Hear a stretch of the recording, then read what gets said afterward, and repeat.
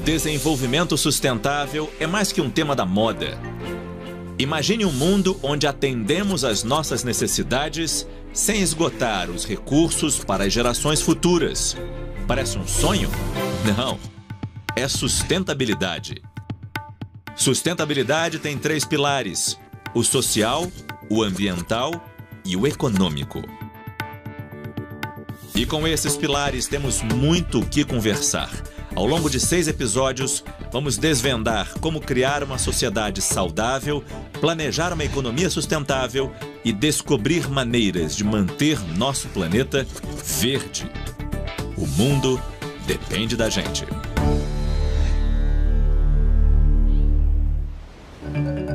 Olá, sejam todos bem-vindos ao CNN Sustentabilidade, o novo projeto da CNN Brasil, com olhar para o hoje e reflexões para o amanhã. Quem me acompanha nessa jornada é o professor Pedro Cortes, analista de clima e meio ambiente da CNN Brasil. Juntos vamos trazer reportagens especiais e entrevistas com os principais especialistas para abordar assuntos urgentes e que precisam ser olhados por todos nós. Professor, um prazer tê-lo com a gente. O prazer é todo nosso, Márcio, né, inaugurando essa série para a CNN, uma série muito importante, né? E iniciando com cidades resilientes, que é um tema de fundamental importância. E relacionado agora com as Olimpíadas, existe uma preocupação já com os grandes eventos esportivos para que eles deixem um legado para o país ou para a região que hospeda esses eventos, né? E há uma preocupação nas últimas décadas de tornar esses eventos sustentáveis, ou seja, não é só uma preocupação de deixar um legado em termos de infraestrutura urbana, né, com melhoria em transporte, habitação, áreas esportivas renovadas, mas também fazer com que isso seja feito de maneira sustentável. E como você já viu, teremos aqui no nosso estúdio toda vez uma convidada especial. Hoje a participação é de Bruna Pavani.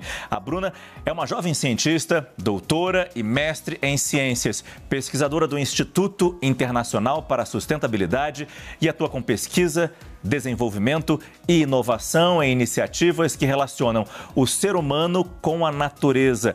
Bruna, seja muito bem-vinda. Quando a gente pensa em cidade resiliente, a cidade é para a população. Não existe uma solução para um problema mais. Agora é um problema só. Então, a gente tem que pensar em soluções que combatam todo o problema, né? Isso a gente fala de mudanças climáticas, mas também quero trazer aqui um pouco de biodiversidade.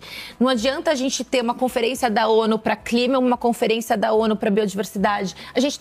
O problema é o mesmo, a gente está deteriorando, desmatando a natureza. Então, a solução também ela é compartilhada, né? Então, acho que vem um pouco disso. Hoje a gente tem que pensar em soluções, né?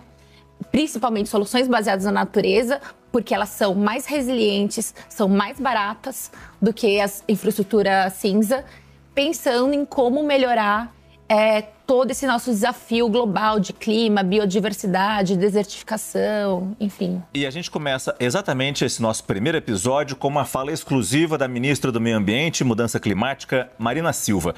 O tema do nosso programa, você já viu, Cidades Resilientes. E teremos esse tema explicado pela ministra. Vamos acompanhar.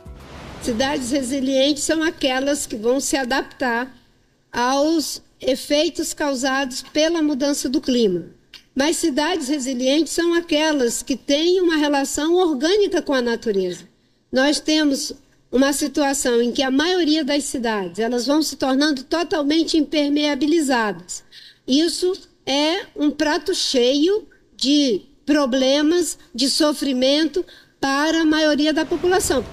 Isso que a ministra trouxe é muito importante. O caso recente do Rio Grande do Sul deixa claro que planejamento, políticas públicas e visão transversal são absolutamente essenciais para qualquer ação de governo poder transformar espaços urbanos em espaços resilientes. Professor e Bruna, de que maneira a gente consegue ter o Rio Grande do Sul como uma inspiração, um pontapé inicial para a gente passar a ter cidades mais resilientes para os eventos extremos que já estão entre nós?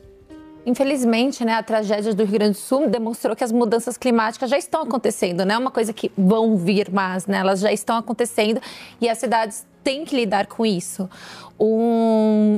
Uma questão que o Rio Grande do Sul traz à tona é que o planejamento integrado, estratégico para combater essas questões é essencial. Então, quando você pensa em desenvolvimento da cidade, da área agrícola, você tem que pensar em natureza junto. Não adianta você pensar isso de uma maneira separada. A natureza tem que estar dentro da solução, né? Por isso que a gente chama até de soluções baseadas na natureza. E a gente precisa ter legislação para isso, professor? A gente, de alguma forma, tem que incentivar ou facilitar as cidades brasileiras a se adaptarem? Recentemente, Márcio, foi aprovada uma lei voltada à adaptação das mudanças climáticas por parte dos municípios. Agora, não basta apenas que a gente tenha a lei. Né? Infelizmente, no Brasil, nós temos o caso de leis que pegam e leis que não pegam. Não basta termos a lei, é necessário planejamento, é necessário dotação orçamentária e, principalmente, consciência dos políticos em relação ao que precisa ser efetivamente feito para que as mudanças climáticas elas façam parte da pauta cotidiana dos municípios. Porque o exemplo do Rio Grande do Sul, ele é extremamente dramático e, infelizmente, ele pode voltar a acontecer, não só no Rio Grande do Sul, mas também em Santa Catarina, por exemplo, que teve uma sorte muito grande, né, porque ficou ali na divisa entre os dois estados, mas também pode acontecer em outras regiões do Brasil. E isso que o senhor nos traz é importante, especialmente se a gente tem a inspiração também, usando a mesma expressão que eu usei para falar com a Bruna, de uma cidade como Paris, que está para sediar os Jogos Olímpicos, como o senhor trouxe essa imagem de Jogos Olímpicos já na abertura do programa, e como isso pode alavancar também movimentos de melhora daquela cidade. O senhor tem uma pergunta para a Bruna? Eu gostaria de aproveitar que ela citou soluções baseadas na natureza. Eu gostaria que você explicasse melhor para quem está nos acompanhando, porque a boa parte do público não é especialista, mas esse é um termo que vem sendo muito utilizado. O que, na prática, o que são as soluções baseadas na natureza e como elas podem ajudar a mitigar ou a reduzir o impacto das mudanças climáticas? Dois grandes exemplos que no Brasil são muito fortes para soluções baseadas na natureza, que a gente não usa o nome, são exemplos já acontecem, mas não utiliza, agora está usando muito o nome, né? São a conservação e a restauração de ecossistemas. São os nossos dois grandes exemplos no Brasil. Temos aí quanto, né, de áreas de vegetação nativa, né, de Mata Atlântica, Amazônia, Cerrado, Caatinga, nossos outros biomas. E temos aí a restauração de ecossistemas começando a ganhar fôlego no país. Mas também nisso, sim, inclui também muita infraestrutura verde, que a gente chama, que substitui a infraestrutura cinza. Por exemplo, telhados ecológicos, ou por infraestrutura verde, ou por placas solares. Medidas na natureza para filtragem de água e ajudam nisso na qualidade da água dentro de estações de tratamento. Também tem a parte de solo, que a gente pode ter solos que incorporam mais a água, ajudam na drenagem das cidades e com isso também ajudam a ter menos inundações, menos desastres naturais quando ocorrem eventos extremos. Então as soluções na natureza, elas estão um pouco já incorporadas no nosso dia a dia, mas a gente tem que efetivamente implementá-las, né? A gente não tem apenas que mitigar o impacto do clima, né? Compensar o efeito de uma tragédia, mas a gente também tem que se adaptar para a tragédia não acontecer novamente, né? Então eu acho que é isso, a gente tem que começar a implementar mais as leis, né? Não apenas fazê-las. E aproveitando o clima dos Jogos Olímpicos de Paris, toda a organização que foi realizada é um bom exemplo de como grandes eventos podem, como bem lembrou o professor, impulsionar a sustentabilidade e a resiliência urbana. E o comitê organizador dos Jogos de Paris não poupou esforços para reduzir a pegada de carbono nas competições. Eu trago aqui um dado importante. A construção da Vila Olímpica no departamento de Seine-Saint-Denis, por exemplo, gerou 47% menos CO2 do que os métodos convencionais. Os apartamentos, eles foram construídos para dispensar o uso de ar-condicionado. E muitas delegações já disseram que vão levar equipamentos portáteis para o conforto e descanso dos atletas. Paris no verão pode ser muito quente. E aí a gente fica nessa balança, né, professor? De como, ok, vamos ser ambientalmente corretos, mas como é que os atletas vão se preparar e descansar com um calor de quase 40 graus que faz na capital francesa? Márcio, certamente isso foi levado em consideração porque o projeto, ele é um projeto geotérmico, né, de resfriamento de água para arrefecimento do ambiente interno. E eu acredito que tenha faltado talvez um pouquinho de explicação por parte do comitê organizador a respeito de como, né, isso vai funcionar, de qual será a temperatura média dentro dos ambientes. E eu espero, sinceramente, que as delegações que levem os seus aparelhos portáteis, que elas se decepcionem e cheguem à conclusão: carregamos um peso desnecessário, né, porque o projeto todo foi muito bem equacionado. É isso, Bruno. Talvez a resiliência parta disso também, da gente mudar um pouco a nossa cabeça e se adaptar para uma nova realidade. Com certeza. Eu acho que esse caso, né, de algumas delegações levarem os equipamentos portáteis, né, de ar-condicionado, mesmo o comitê garantindo que terá, né, uma temperatura adequada para os atletas, mostra um tipo de caso de ansiedade climática que está acontecendo muito hoje em dia. As pessoas não sabem o que lidar. A comunicação é essencial para as pessoas saberem onde elas estão, entenderem o local delas e saberem até mesmo como confiar no que está sendo oferecido para elas. Inclusive, um dos investimentos que foi feito foi na melhoria do transporte público, das ciclovias, o que já é muito bom. Esse seria um dos legados, que é uma modificação do comportamento dos habitantes da região onde o evento ocorre. Então, nós temos, por exemplo, o Sydney, né?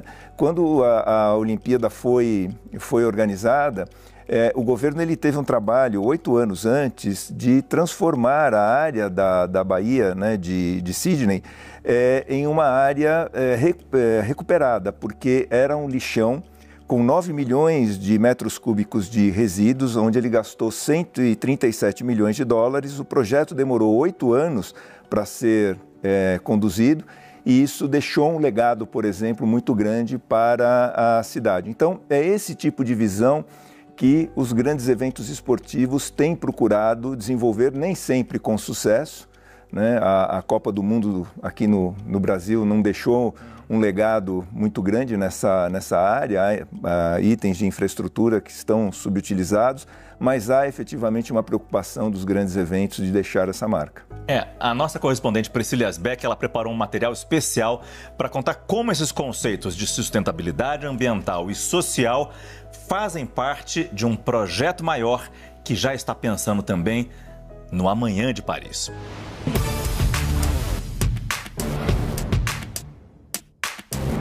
A sustentabilidade em Paris passa pelo urbanismo, pela mobilidade, pela despoluição do ar e da água. Uma das metas ambientais mais ambiciosas da atualidade foi traçada aqui em 2015, o Acordo de Paris.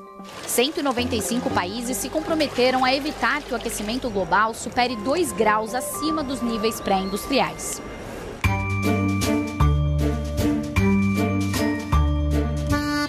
Por isso, não surpreende que agora a Cidade Luz busque dar o exemplo, a começar pelos transportes. A cidade passou por uma verdadeira revolução nos últimos anos. As bicicletas já superaram os carros. Elas representam 11% das viagens feitas em Paris, contra 4% em carros. Hoje a cidade tem 1.800 quilômetros de ciclovias.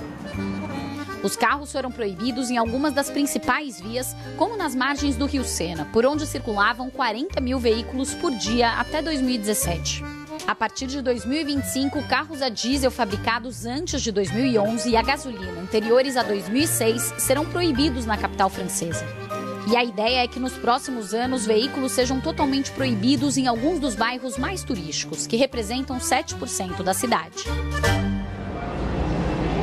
O metrô é o principal sistema de transporte. Criada em 1900, a rede hoje tem 14 linhas e 308 estações e cobre toda a cidade. A distância média entre as estações é de apenas 570 metros ou 1 minuto e meio. Desde 2020, Paris passou a adotar um conceito urbanístico chamado Cidade de 15 Minutos. Ele prevê que os moradores tenham acesso a todos os serviços básicos, como transporte público, lojas, escolas e espaços verdes, a 1/4 de hora das suas casas. São transformações que devem ajudar Paris a cumprir a meta de reduzir as emissões de carbono em 100% até 2050. Para isso, além das transformações no transporte, centenas de medidas são adotadas. Renovação térmica de edifícios, fornecimento de energia renovável, economia circular, como os famosos brechós, alimentação sustentável, entre outras. dos pilares da sustentabilidade em Paris é o audacioso projeto de limpeza do Rio Sena. Os Jogos Olímpicos trouxeram o investimento necessário para que a França fosse em busca de uma meta antiga: tornar o rio que corta a capital próprio para banho outra vez depois de mais de um século.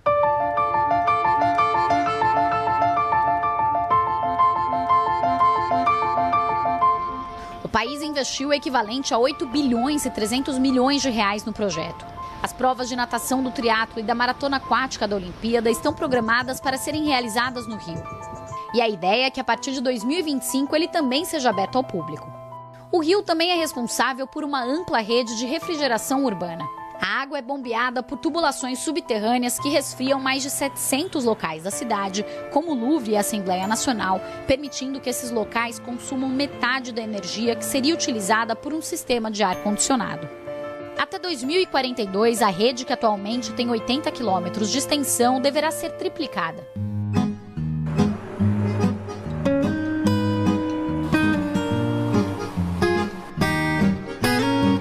Paris é uma cidade com mais de 2.000 anos. E mais uma vez se reinventa para continuar viva diante dos desafios das mudanças climáticas.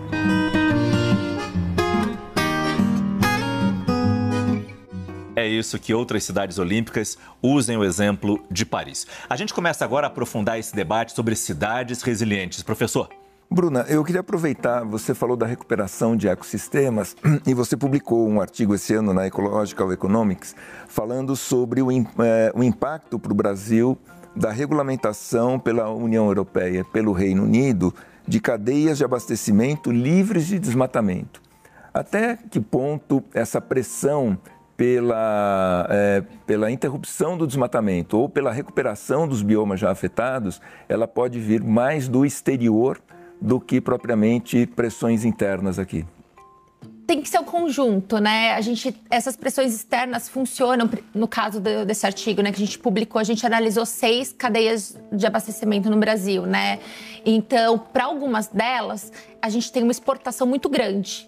Então, o que o comércio exterior está pedindo influencia muito, porque elas exportam, por exemplo, o café. Agora, para outras que têm uma exportação muito baixa no Brasil, então fica muito aquém de essa legislação externa ter poder para influenciar nessa produção, né, da agricultura. A gente tem que ajudar também, né, o produtor rural a ter modos para...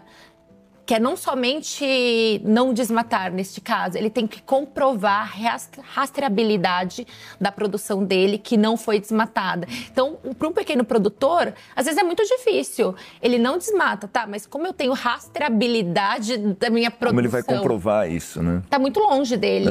Isso me lembra uma situação que vem ocorrendo, que é a dificuldade, por vezes, de escoamento das águas das chuvas em função da elevação do nível do mar. Mesmo que seja uma elevação pequena, isso acaba, de certa forma, afogando esses rios litorâneos que servem para escoar água. Esse foi um problema que aconteceu também em Porto Alegre. E aproveitando aí a sua formação em oceanografia, eu gostaria que você conversasse um pouco com a gente, explicasse como a elevação do nível do mar tem afetado essas cidades litorâneas, não só comendo partes da costa, né, erodindo partes da costa, mas também dificultando esse escoamento das águas das chuvas. Um dos pontos mais importantes para a vulnerabilidade costeira, não só de inundação, que a gente chama, né, quando o mar está adentrando a costa, mas também essa subida no nível do mar, ela também ajuda no deslizamento da terra, né? A terra fica mais maleável quando ela está molhada ali, né? Então, também ajuda no deslizamento. Quando a gente fala em aumento do nível do mar, a gente logo imagina a praia vindo. Mas não é só isso, né? O nosso solo é permeável, principalmente áreas costeiras, né? Ele tem uma permeabilidade que é uma taxa de infiltração de quanto ele aguenta de água. Então, antes do nível aumentar... do nível do mar aumentar, quer dizer que ele já lotou o solo embaixo. Então, aquela drenagem que eu tinha antes, quando acontecia uma chuva, que a chuva caía e aquele solo, né, infiltrava, absorvia aquela água. Ele não consegue mais. Então, isso acontece antes da elevação do nível do mar. Então, isso quer dizer que essas áreas não têm mais a drenagem que tinha antes. Então, isso é muito comum em cidades de zona costeira, porque o mar ele não por mais que seja um pouco, ele já inunda essa drenagem, já abaixa a taxa de infiltração e também acaba podendo contaminar, né, nossos lençóis freáticos, que de grande parte da nossa água ainda vem de lençóis, tudo, né? Então tem que tomar esse cuidado de estar sempre identificando quanto que essa água salgada está permeabilizando no solo e mudando as propriedades químicas, que às vezes esse solo não estava acostumado com uma água salgada. Ela pode ficar uma água salobra, a água do lençol freático. Sim, dependendo. E há algum tipo de solução, assim, mágica para isso? Não, né? Combater mudanças climáticas. Simples assim. E Bruna, por mais que práticas verdes façam parte das nossas vidas há bastante tempo, existem situações que ainda são um mistério para um cidadão comum e é nosso dever, aqui no nosso programa, a gente ficar atento a isso. O futuro depende da nossa participação ativa como consumidores e não podemos acreditar em tudo que o mercado vende como sustentável.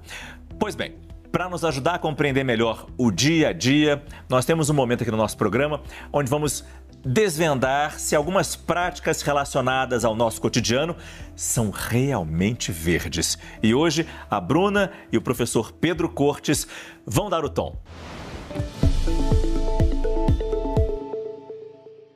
Vamos à dúvida de hoje do É Verdade. É verdade que cidades consideradas resilientes são necessariamente cidades inteligentes? Bruna e professor vão nos ajudar com essas respostas. E enquanto você, em casa, fica pensando, fazemos um rápido intervalo comercial. O CNN Sustentabilidade volta já.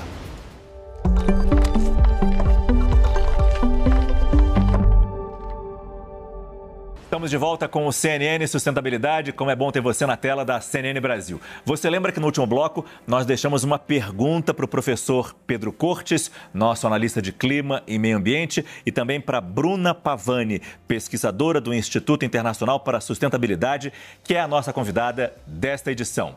É o quadro É Verdade?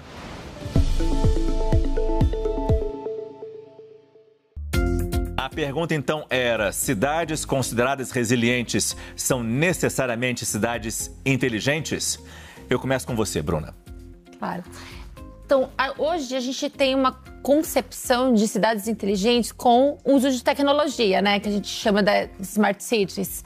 Mas não necessariamente inteligente está ligado à tecnologia. Ao mesmo tempo, essas tecnologias, elas também estão vindo para ajudar as cidades a se tornarem mais resilientes. Como o caso das lâmpadas inteligentes, que acionam quando somente tem gente em casa, né? Quando tem pessoas em outros locais, não precisa estar o tempo inteiro acesa. Outros dispositivos que controlam o uso da água, tanto em cidades, né, em áreas urbanas, eles conseguem controlar o uso da água conforme a necessidade. Então, se você vai precisar de um escoamento maior ou menor de água, mas também em áreas para agricultura, né? A irrigação é feita hoje de uma maneira muito mais inteligente. Professor, o que o senhor acha disso? Cidades resilientes necessariamente precisam ser inteligentes? Eu concordo com essa abordagem da Bruna, porque ela enfoca a questão da inteligência relacionada a smart cities, mas mostra que uma cidade ela pode ser considerada inteligente pela adoção de soluções sustentáveis, de soluções que levem ao aumento da resiliência, sem necessariamente utilizar tecnologia para isso. O fato de nós termos, eventualmente, uma cidade muito tecnológica, isso não significa que ela tenha se tornado uma cidade mais resiliente. Eu costumo fazer uma rápida comparação, que é, se nós pegarmos um carro popular e um carro esportivo no meio do trânsito, os dois vão levar o mesmo tempo para fazer o mesmo percurso, porque o limitante é o tráfego em si, independente de um ser mais tecnológico do que o outro. Então, nós precisamos, antes de pensar na adoção de determinadas tecnologias, nós temos que pensar na melhoria dos processos e muitas vezes a gente consegue um nível de resolução, um nível de resiliência muito grande sem um aporte significativo de tecnologia que sempre é muito caro e nem sempre está acessível a todos os municípios, a todas as regiões. E Bruna, que exemplos práticos a gente já tem, seja no Brasil ou no exterior, de cidades que estão conseguindo se tornar resilientes aos eventos climáticos? Temos alguns exemplos, né, fora que hoje em dia estão sendo mais incorporadas soluções baseadas na natureza para ser mais resistente a eventos climáticos. E que realmente já mostraram que funcionam. Sim. Como exemplo de Eindhoven, na Holanda, essa cidade, ela transformou algumas infraestruturas cinzas por infraestruturas verdes, né? Então, telhados de prédio foram substituídos por infraestrutura verde, paredes, a questão da drenagem urbana também foi substituída, que ajudaram, assim, a cidade ter menos inundações hoje do que tinha no passado. É fácil aplicar essas iniciativas que a gente vê no exterior aqui no Brasil, professor? Ou cada cidade tem que ter a sua receita? Não, de maneira geral, em alguns casos isso é possível, né? Como ela citou, o aumento da permeabilidade do solo, isso interessa a todos os municípios que vêm sofrendo sistematicamente com o aumento da pluviosidade, né? Da quantidade de chuvas em determinadas épocas do ano ou em determinados anos. Então, a gente, por exemplo, o plantio de árvores, ele facilita com que a água penetre mais no subsolo, fazendo com que o subsolo absorva o excedente e evitando, por exemplo, uma sobrecarga dos rios e inundações.